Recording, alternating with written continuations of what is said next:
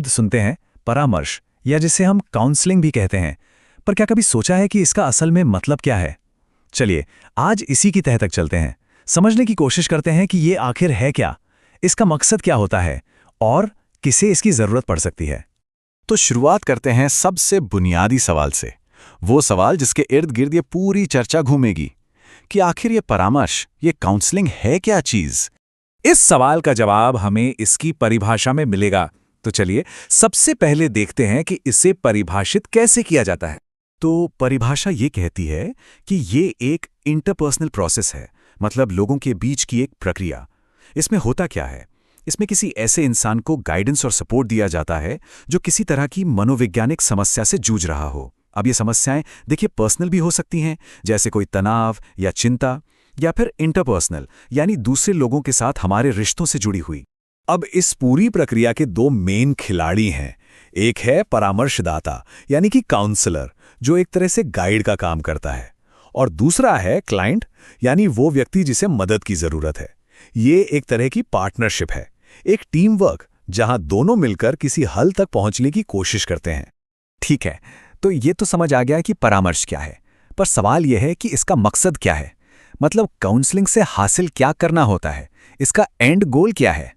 देखिए, इसके मुख्य तौर पर 4 बड़े लक्ष्य माने जाते हैं, और ये लक्ष्य काफी बड़े हैं। पहला तो है कि क्लाइंट के भावनात्मक दबाव को कम किया जाए।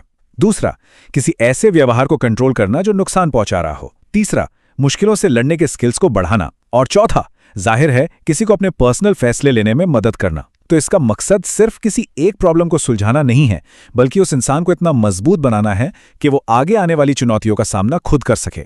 तो कुल मिलाकर बात यह है कि काउंसलिंग एक बहुत ही अनोखा और मददगार रिश्ता है। एक ऐसा रिश्ता जो क्लाइंट को सीखने, समझने, महसूस करने और सबसे जरूरी बदलने का मौका देता है। ये एक सेफ स्पेस है जहां इंसान खुद पर काम कर सकता है। चलिए अब एक ऐसी बात पर आते हैं जहां अक्सर कंफ्यूजन होता है, काउंसलिंग और साइकोथेरेपी, परामर्श और मनोचिकित्सा। क्या ये दोनों एक ही चीज हैं या इनमें कोई फर्क है? सुनने में तो ये शब्द एक जैसे लगते हैं, पर इनके बीच कुछ बहुत जरूरी फर्क हैं। चलिए देखते हैं। सबसे बड़ा फर्क है इनकी फॉर्मेलिटी का।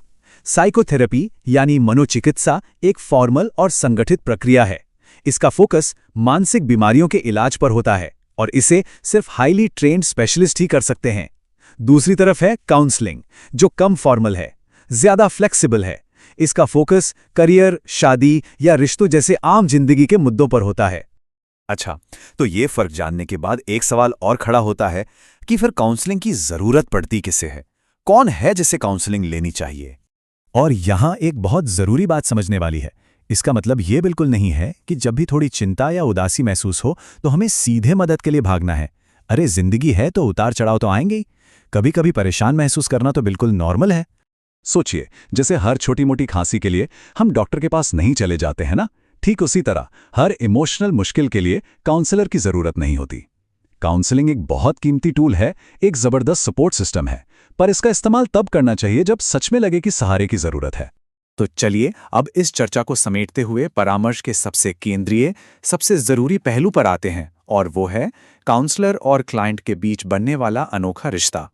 देखिए, काउंसलिंग कोई वन साइज फिट्स ऑल चीज नहीं है। मतलब ऐसा नहीं है कि एक ही तरीका सब पर काम कर जाएगा। ये एक बहुत डायनामिक प्रोसेस है। ये हर व्यक्ति, हर जोड़े या हर ग्रुप की जरूरतों के हिसाब से खुद को ढालती है, क्योंकि ये मानती है कि हर इंसान यूनिक है, हर किसी की कहानी अलग है। और यही बात हमें एक आखिरी सवाल पर लाकर छोड़ देती है, एक ऐसा सवाल जो सोचने पर मजबूर करता है कि जब कोई इंसान इस अनोखे और मददगार रिश्ते का हिस्सा बनता है तो उसकी जिंदगी में किस हद तक सकारात्मक बदलाव